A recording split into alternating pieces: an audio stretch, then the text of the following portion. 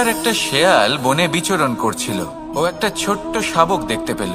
ও ভাবলো, আজ একেই আমি খাবার হিসেবে গ্রহণ করব। আশেপাশে দেখলো কেউ দেখছে না তো, কেউ ছিল না। আর সেই শাবকের ওপর আক্রমণ করলো, যা হলো একটা ঘোর অপরাধ। বনের নিয়ম অনুসারে আপনি কখনোই শাবকের ওপর আক্রমণ করতে পারেন না। তারপর এই খবরটা যখন রাজা সিংহ জানতে পারলেন, সভার আয়োজন করলেন।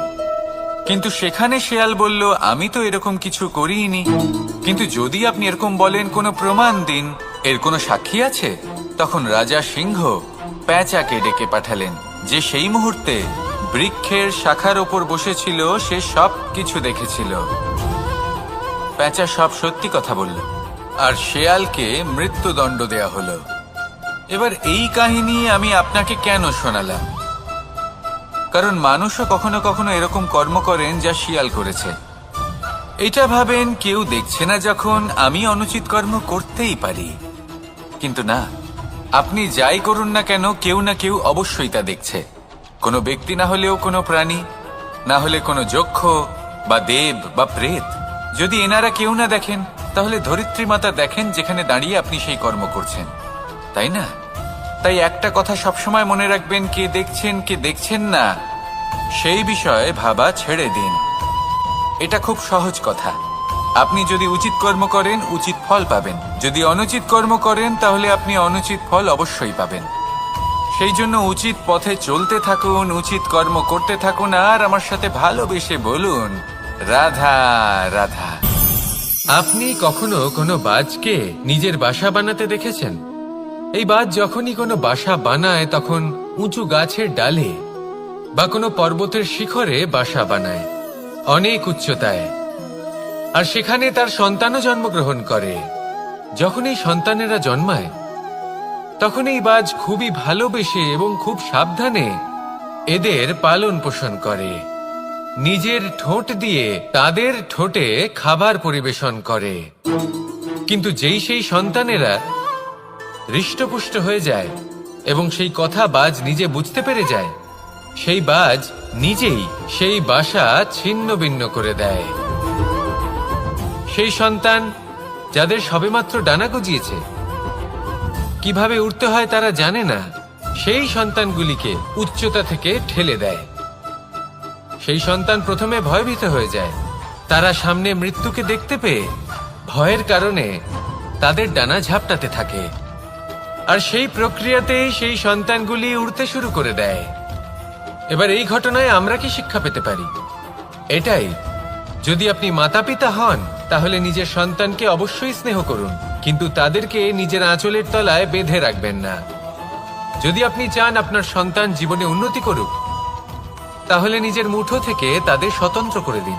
এই সংসারে সংঘর্ষ করতে দিন। সেই সন্তান নিজেই বুঝতে পারবে যে জন্মের সময় পাওয়া ডানা কি করে ব্যবহার করতে হয়।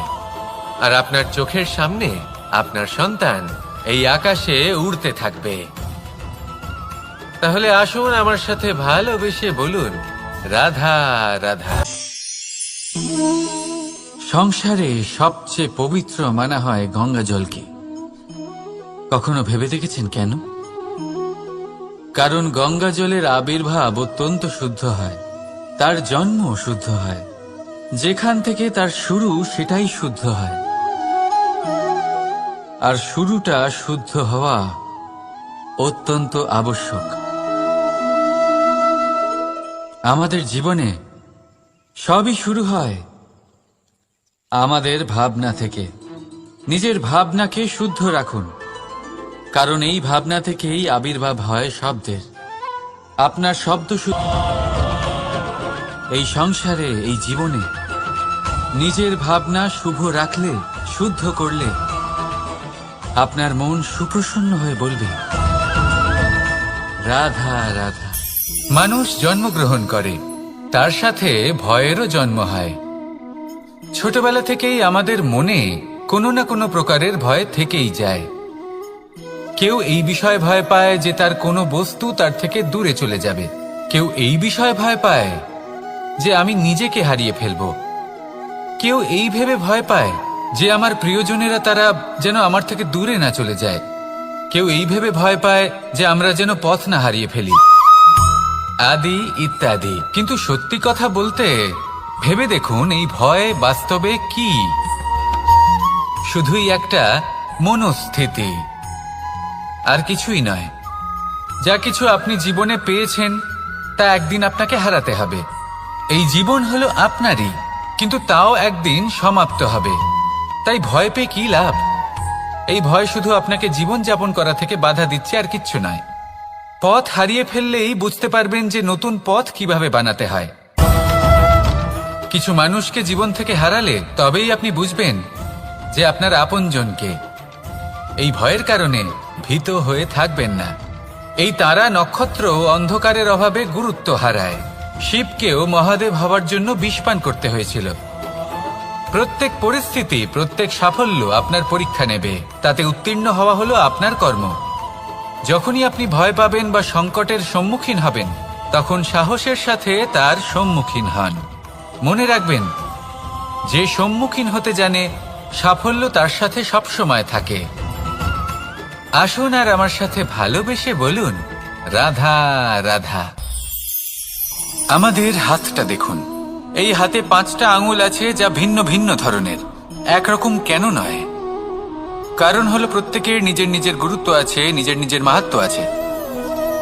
এরা ভিন্ন, তাই একত্রিত হয়ে মুষ্টিবদ্ধ করা সম্ভব, যার দ্বারা আমরা আত্মরক্ষাও করতে পারি, আবার আক্রমণও করতে পারি। যদি 5টি আঙুল সমান হতো, তাহলে মুষ্টিবদ্ধ হতে পারত না, নিজেদের মধ্যে বিভ্রান্তির সৃষ্টি করত। এবার এরকমই কিছু আমাদের সংসারেও হয়। আমাদের দেশ, যেখানে একটি ভূমির ওপর ভিন্ন ভিন্ন ধর্মের মানুষ বাস করেন, ভিন্ন ভিন্ন জাতি, ভিন্ন ধর্ম, ভিন্ন ভাষা। কিন্তু যদি আমরা এটা ভাবি যে কিভাবে এই দেশকে কল্যাণের পথে নিয়ে যাওয়া যায়, কিভাবে এর বিকাশ করা সম্ভব, তাহলে আমাদের একত্রিত হওয়া শিখতে হবে। যেইভাবে 5টা আঙুল একত্রিত হয়, মুষ্টিবদ্ধ হয়, সেইভাবেই আপনার যে ভাষাই হোক, যে ধর্মই হোক, যে জাতি হোক না কেন, ঠিক আছে, আবশ্যক হলো আপনার নিজের কর্মভূমির সাথে, আপনার ধরিত্রীর সাথে যুক্ত থাকা, সাথে থাকা। তবেই দেশের উন্নয়ন সম্ভব। তবেই এই দেশ স্বতন্ত্র থাকবে, সফল হবে, আর এই মন প্রসন্ন হয়ে বলবে, রাধা রাধা। যদি আমি আমার চোখ বেঁধে কোনো একটা নির্দিষ্ট দিকে নিজের সমস্ত শক্তি প্রয়োগ করে ছুটে যাই, তাহলে কি হবে? আমি কোথাও ধাক্কা খেতে পারি, নিজের ক্ষতি করতে পারি, কোথাও পড়ে যেতে পারি, তাই না? অর্থাৎ এটা নিশ্চিত এই কাজ আমার করা উচিত নয়। কিন্তু আজকের দিনে প্রত্যেকটা মানুষ এই কাজই করছেন, তাই না? কোনো কাজ করার পূর্বে সেই কাজের বিষয়ে সম্পূর্ণ তথ্য কোথায় সংগ্রহ করছেন? শুধু এটুকু জানেন যে এই কাজটা করলে কত ধন অর্জন করবেন আর কত নাম হবে, আর ব্যাস সামনে এগিয়ে যান। এটা উচিত নয়। পূর্ণরূপে যে কোনো কাজ করার আগেই সেই কাজের বিশ্লেষণ করে নেওয়া উচিত, তা বুঝে নেওয়া উচিত, এবং সেই বিষয়ে অবশ্যই খেয়াল রাখা উচিত যে আপনার শরীর এবং আপনার মন এই কাজ করার জন্য কি প্রস্তুত রয়েছে। যদি তা না হয়, তাহলে প্রথমে নিজেকে শুধরে নিন, তারপরে সেই কাজ করুন। যদি এইভাবে জীবনে সামনে এগোন, তাহলে সাফল্যের সম্ভাবনা জীবনে অনেক বেশি বেড়ে যাবে। তাহলে এটাই করুন, আর আমার সাথে ভালোবেসে বলুন, রাধা রাধা। এই সংসারে সাফল্য লাভ করার জন্য জ্ঞানের প্রয়োজন হয়, পরিশ্রমের প্রয়োজন হয়, দৃঢ় নিষ্ঠার প্রয়োজন হয়, নিরন্তর চেষ্টা করা প্রয়োজনীয়। কিন্তু আরো কিছু আছে যা অত্যন্ত প্রয়োজনীয় এবং গুরুত্বপূর্ণ। তা হলো ভালো বন্ধু। তাদের থাকা অত্যন্ত প্রয়োজনীয়। যদি ভালো বন্ধু থাকে, তাহলে সময় এলে তারা ঢাল হয়ে আপনাকে সুরক্ষা করবেন। সময় এলে অস্ত্রের মতো শত্রুকে সংহারও করবেন। যদি তিনি জ্ঞানী হন, তাদের মধ্যে সদ্গুণ থাকে, তাহলে এই সব গুণ আপনার মধ্যেও প্রবেশ করবে। তাহলে সাফল্যের জন্য ভালো বন্ধু পাওয়া অত্যন্ত প্রয়োজনীয়। কিন্তু শুধু বন্ধু কেন, ভালো শত্রুও থাকা প্রয়োজনীয়। এবার আপনি ভাববেন, এ আমি কি বললাম? যদি আপনার জীবনেও ভালো অর্থাৎ শক্তিশালী শত্রু থাকে, তাহলে আপনিও শক্তিশালী হতে থাকবেন। এই শত্রু আপনাকে প্রেরিত করবে আরো বেশি শক্তিশালী হয়ে ওঠার। কখনো কোনো হরিণকে দেখুন, তীব্র গতিতে দৌড়তে থাকে। কেন তীব্র গতিতে দৌড়য়? এই কারণে নয় যে কোথাও তার জন্য মধুর ঘাস অপেক্ষা করে রয়েছে, না, সে এই কারণে তীব্র গতিতে দৌড়য় কারণ সেটা না করলে তার পেছনে একটি সিংহ আছে যে ওকে নিজের ভোজন করে ফেলবে। তাই জীবনে বিপদ, সংকট, এই সবকিছুও হলো অত্যন্ত গুরুত্বপূর্ণ। তার সম্মুখীন হতে শিখুন আর আমার সাথে ভালোবেসে বলুন, রাধা রাধা। লক্ষ্যে পৌঁছানো অত্যন্ত কঠিন হয়। কেউ ভাবেন যে কেন এত কঠিন হয়, কেন এত কষ্ট করতে হয় লক্ষ্যে পৌঁছানোর জন্য। এই লক্ষ্য সরলভাবে কেন আমার কাছে চলে আসে না? চলুন আপনাকে একটা কথা বলি, যদি আপনার লক্ষ্য কঠিন না হয় তাহলে তাকে পাওয়া আপনার পক্ষে অসম্ভব হয়ে উঠবে। লক্ষ্যে পৌঁছানোর এই রাস্তায় আপনি যে কড়া রোদের সম্মুখীন হন, যার থেকে আপনি দূরে পালাতে চান, সেই রোদ আপনাকে প্রেরণা যোগায় যে আপনি এগোতে থাকুন। ভাবুন একজন যাত্রী যে কিনা নিজের লক্ষ্যের দিকে যাচ্ছেন, সেই পথে উনি যদি একটু ছায়া পেয়ে যান আর উনি ওখানে বিশ্রাম নেন, তাহলে তার সাথে তার ভাগ্য গভীর নিদ্রায় সেখানে বিলীন হয়ে যায়। তাই পরিশ্রমের করা রোদের থেকে কখনো দূরে পালাবেন না। জীবনে শুধু সামনে এগোতে থাকুন দৃঢ়তার সাথে। আর লক্ষ্য সরল হোক, কঠিন হোক বা অত্যাধিক কঠিন হোক, একটা কথা মনে রাখবেন, যে জীবনের লক্ষ্যে পৌঁছতে পেরেছে সে লক্ষ্য প্রাপ্তির জন্য আফসোস কখনোই করে না। রাধা রাধা। ধৈর্য, এই ধৈর্য কি কোনো গুণ, কোনো অনুভূতি, কোনো দৃষ্টিভঙ্গি? আমার জন্য ধৈর্য এক বাহন। আপনি হয়তো ভাবছেন এ কেমন বাহন? বাহন তো ঘোড়া হতে পারে, হাতি হতে পারে, উটও হতে পারে, কিন্তু ধৈর্যকে বাহন বানানো মানে? চলুন আপনাকে একটা কথা বোঝাই। পৃথিবীতে এমন কোনো বাহন নেই যে তার আরোহীকে আছড়ে ফেলেনি। সেটা উট হোক বা হাতি হোক বা ঘোড়া হোক, চলতে চলতে কখনো নড়বড় করেই বসে। তারপর সেই আরোহী পরে কারোর পায়, তারপর পরে তার নিজের নজরে। কিন্তু ধৈর্যরূপী বাহন কখনো কাউকে ফেলে না, কখনো না। না সেই আরোহী কারোর পায়ে পড়ে আর না তো নিজের নজরে। কারণ ধৈর্য আপনাকে বিবেক প্রদান করে, বিবেক আপনাকে পরিকল্পনায় সাহায্য করে, আর পরিকল্পনা প্রদান করে আপনাকে শক্তি আপনার লক্ষ্যের দিকে অগ্রসর হওয়া। বুঝলেন? ধৈর্যকে সঙ্গে রাখুন, নিজেকে আরো ধৈর্যশীল করে তুলুন। এই ধৈর্যের সাহায্যে আরোহণ করে দেখুন কিভাবে এই বাহন আপনাকে আপনার গন্তব্যে পৌঁছে দেবে।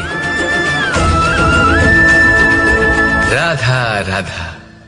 সংসারে এমন একটা ভ্রান্ত ধারণা রয়েছে যে সবকিছু ভাগ্যের দ্বারা পাওয়া যায়, কিন্তু ভাগ্য, প্রারব্ধ এ তো সকলের জন্যই সমান হয়।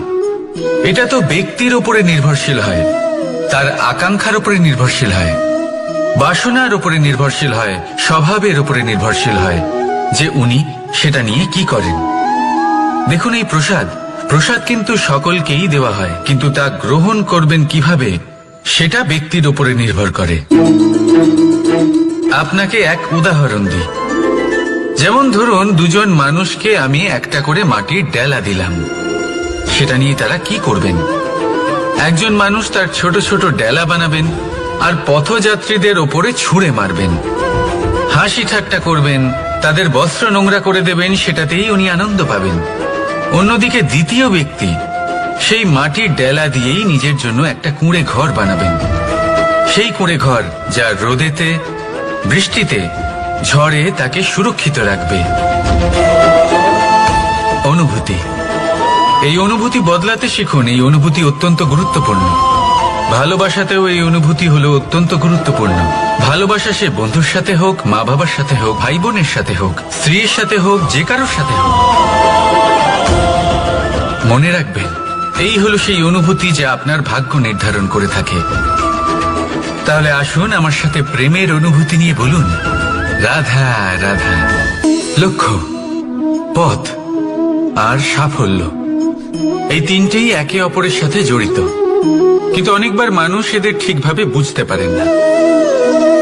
তারা ভাবেন যে যেরকম লক্ষ্য হবে সেরকমই পথ হবে, সেই মতোই লক্ষ্য কঠিন হলে পথ কঠিন হবে, লক্ষ্য সরল হলে পথও সরল হবে।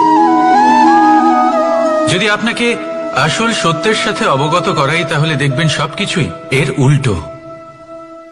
লক্ষ্য নিজের পথ বানায় না,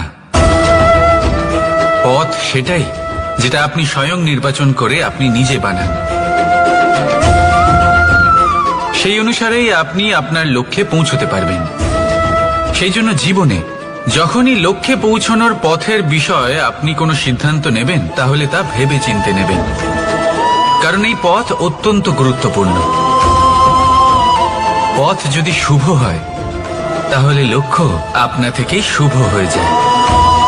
তাহলে আসুন আমার সাথে ভালোবেসে বলুন, রাধা রাধা। ভাগ্য আর কর্ম, এই দুই এমন শব্দ যাকে ঘিরে সমগ্র সংসার। কেউ বলে আমার ভাগ্যে এটা ছিল না, যা পেলে আমার জীবন অন্যরকম হতো। কেউ বলে আমার গত জন্মের কর্ম নিশ্চয়ই এমন ছিল, যে কারণে এই জন্মে এরকম ভাগ্য পেয়েছি আমি। এসব বাদ দিন আর একবার শান্ত চিত্তে ভাবুন। আপনি বুঝতে পারবেন যে ভাগ্য আর কর্ম এই দুই এই জন্মের। তফাৎ শুধুমাত্র এটাই যে যদি ভাগ্যের কথা বলা রাধা রাধা নাম কত সাধারণ একটা বিষয়। প্রত্যেক মানুষ যে জন্ম নেয় তাকে একটা নাম দেওয়া হয়, যা সে পেয়ে থাকে তার মাতা পিতার দ্বারা, না হলে তার গুরুর দ্বারা, বা কোনো আত্মীয়ের দ্বারা, বা কোনো কাছের মানুষের দ্বারা। এই নামের সাথে সে আস্তে আস্তে বেড়ে ওঠে। কিন্তু এটাই কি সেই নাম? এই নামই কি সবকিছু? কখনোই নয়। একটা নাম সেটা যা আপনি জন্মের সময় লাভ করেন, যে নামে আপনি কর্মের পথে অগ্রসর হন। আরো একটা নাম সেটা যা আপনি আপনার কর্মের দ্বারা অর্জন করেন, আর এই নামেই আপনাকে সবাই যুগ যুগ ধরে মনে রাখে। আপনার আসল নাম সেটা নয় যা আপনাকে জন্মের সময় দেওয়া হয়েছিল। আপনার আসল নাম সেটা যেটা আপনি আপনার কর্ম দ্বারা লাভ করেছেন, কারণ সেই লাভের পেছনে প্রচুর প্রয়াস লুকিয়ে থাকে, অনেক পরিশ্রম লুকিয়ে থাকে। কিন্তু যদি আপনি চান যে মানুষ আপনার নাম মনে রাখে, তাহলে আপনাকে কর্মের পথে অগ্রসর হতেই হবে। শুভ কর্ম করতে হবে, অনর্গল চেষ্টা করে যেতে হবে, মহান কাজ করতে হবে। আর বিশ্বাস করুন, আপনি একটা মহান নামের ফল অবশ্যই লাভ করবেন। রাধা রাধা। আমি এখানে একা এই বনে বসে আছি, বাঁশি বাজাচ্ছি। কার জন্য? কে আছেন এখানে? কেউ নেই। আমার প্রজা, আমার রাজ্য, আমার পরিবার আমার থেকে অনেক দূরে আছেন। আমি এখানে একা এই বনে বসে এই আকাশের এই রঙের, গাছের এই সব ফলের, মাটির সুবাসের আনন্দ উপভোগ করছি। কেন? আমি হলাম দ্বারকাধীশ। এমন কি রাজকীয় বা ভৌতিক সুখ রয়েছে যে আমি ওখানে পেতে পারি না? সবকিছুই পেতে পারি, তাও এখানে বনে একা বসে আছি। কোন সুখ খুঁজে চলেছি? একা থাকার সুখ। আমরা প্রত্যেকদিন অনেক মানুষের সাথে, চিন্তাধারার সাথে, কর্মের সাথে, পরিস্থিতির সাথে, সুখ দুঃখের দ্বারা বেষ্টিত থাকি। জীবনের এই চক্রে আমরা জড়িয়ে পড়তে থাকি। যতই আমরা এই সমস্যার সমাধান করি, আমরা ততই এতে জড়িয়ে পড়ি। আমরা এতটাই জড়িয়ে পড়ি যে যখন আমরা আয়নায় নিজেদের দেখি, তখন আমরা নিজেদের চিনতেই পারি না। এমন মনে হয় যেন আমরা নিজেদের হারিয়ে ফেলেছি। সেই জন্য প্রত্যেক দিন আপনি কিছু সময় নিজের সাথে কাটান একান্তে। এটা অত্যন্ত আবশ্যক। নিজের অস্তিত্বের গভীরে গিয়ে দেখতে শিখুন। নিজেকে বুঝুন, অদ্ভুত শান্তির অনুভূতি হবে। যেমন এই বায়ু, এই বৃক্ষ, এই পুষ্প, এই নিসর্গ, এদের মতো আপনিও কখনো একলা হতে শিখুন। কখনো নিসর্গের একটা অংশ হয়ে দেখুন। এই মন প্রসন্ন হয়ে বলবে, রাধা। একবার একটা শেয়াল বনে বিচরণ করছিল। ও একটা ছোট্ট শাবক দেখতে পেল।